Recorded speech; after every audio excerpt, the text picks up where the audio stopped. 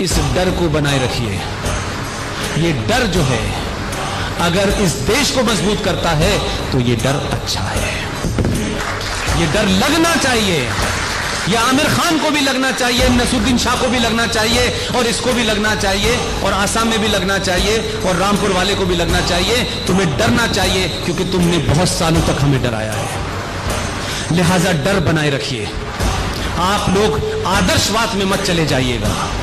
हम लोगों को आदर्शवाद में जीने की स्थिति बहुत हमारी है। हम सडनली कहने लगते हैं कि हम तो पूरी दुनिया को अपना भाई मानते हैं, लेकिन हम अपने घर में भाई नहीं रहे। हम अपने घर में चारा हो चुके हैं, हमारे पास घर नहीं है, जमीन छीनी जा रही है, बहन बेटियों की इज्जत हम नहीं बचा पा रहे हैं, लेकिन पूरा विश्व हमारा घर है। इस गलतफहमी में अपना घर नहीं बचा पा रहे। पहले अपना घर बचाएं, तब पता चलेगा विश्व कहां है और कहां नहीं है।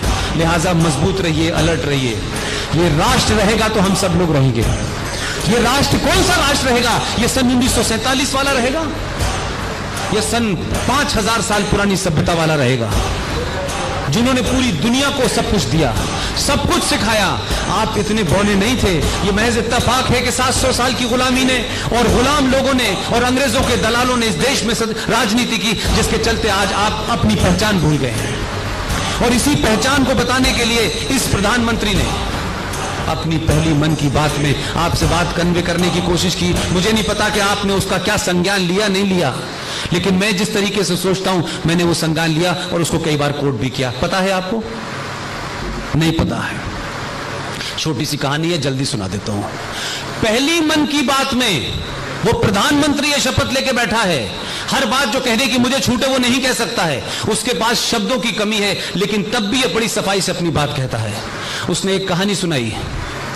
कहानी सिर्फ इतनी थी, एक शेर और शेरनी और उसके 4 बच्चे जंगल में जा रहे थे, और जाते जाते रास्ते में उसने देखा कि भेड़ का झुंड आ गया सामने से। क्योंकि शेर की प्रवृत्ति जो होती है वो हमला करके शिकार करने की होती है। शेरनी और शेर हमला करने के लिए आगे भागे, उनके साथ में 3 बच्चे भी आगे भागे। उसने भेड़ का शिकार किया, उसके बाद शिकार करके खा के आगे चले गए। पीछे पलट के देखा नहीं कि 4 बच्चों में से 3 बच्चे उसके आगे निकल गए, एक बच्चा पीछे रह गया। जो बच्चा पीछे रह गया था उसको कुछ पता नहीं था, वो भेड़ों के झुंड में मिल गया और सदियों तक रहते रहते वो अपने आप को भेड़ समझने लगा। एक दिन उसकी मां ने जब लौट के जंगल की तरफ आई तो वो अपने बच्चे को पहचान गई। ये बात अलग है कि वो मां नहीं, वो पिता था जो 2014 में आया है।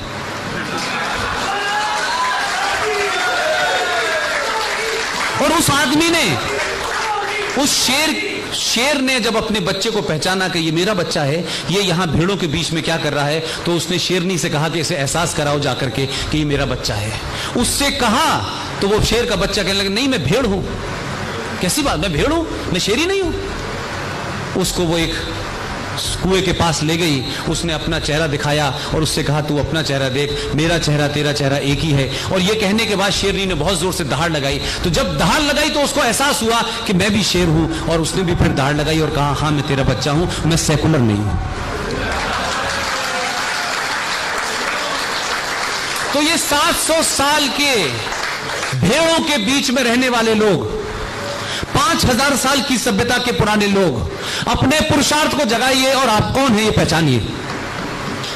और ये भी समझिए कि इस 700 साल में इन बौने लोगों ने आपको यह एहसास करा दिया है कि आपके पूर्वज गुलाम थे, उनके पूर्वज गुलाम थे। आप हैं क्या? आप जातियों में बटे हैं, आप लैंग्वेज में बटे हैं, आप तो कायर लोग हैं, आपको तो कोई जीने का तरीका ही नहीं आता। आप अंग्रेज नहीं आते तो आपको सुबह टॉयलेट में जाना तक नहीं आता था। यह एहसास करा दिया। लेकिन मैं एक चीज को बड़े नजदीक से देख रहा हूं, जिस कारण मैं यहां खड़ा हुआ हूं, जिस कारण आप सुनने आए हैं मुझे। मैं कोई बहुत सेलिब्रिटी नहीं हूं, मैं कोई बड़ा लीडर नहीं हूं, मेरे कहने से शायद पुलिस वाला मेरी बात भी नहीं सुनेगा, लेकिन सिर्फ एक ही तार मेरे और आपके बीच में है कि जो मैं कह रहा हूं वो आपके दिल में था। सिर्फ इतना ही फर्क है। पिछले 4-5 साल में, ये मैं इसलिए कह रहा हूं कि जो बीजेपी के लोग कैंपेन कर रहे हैं ना, वो भी ये नहीं कह रहे जो कह देनी चाहिए थी। मैं ना बीजेपी का हूं, तब भी मैं वो कह रहा हूं जो उनको कहना चाहिए था।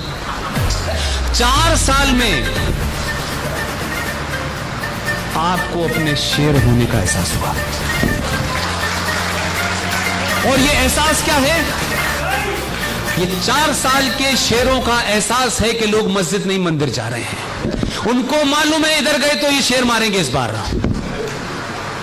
उनको पता है कि अब इजराइल से संबंध ओपन होंगे। उनको पता है कि अब मंदिर जाना शर्म की बात नहीं है, क्योंकि हमारे नेता, हमारे आइडियल मंदिर जाना बड़ी बेकार सी बात समझते थे।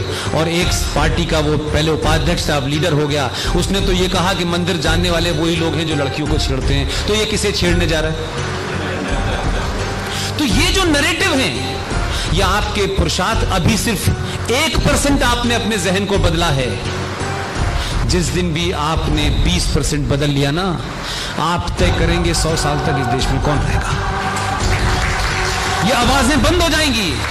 ये मानिए कि किसी चिराग की आखिरी लौ है जो चिल्ला चिल्ला के गोलकुंडा लेके जा रहे हैं अपने साथ में। ये कहीं नहीं जाने वाले। ये शाम को आएंगे कि साहब कहां झाड़ू लगानी है, उस दिन का इंतजार कीजिए। बहुत बहुत शुक्रिया, थैंक यू वेरी मच।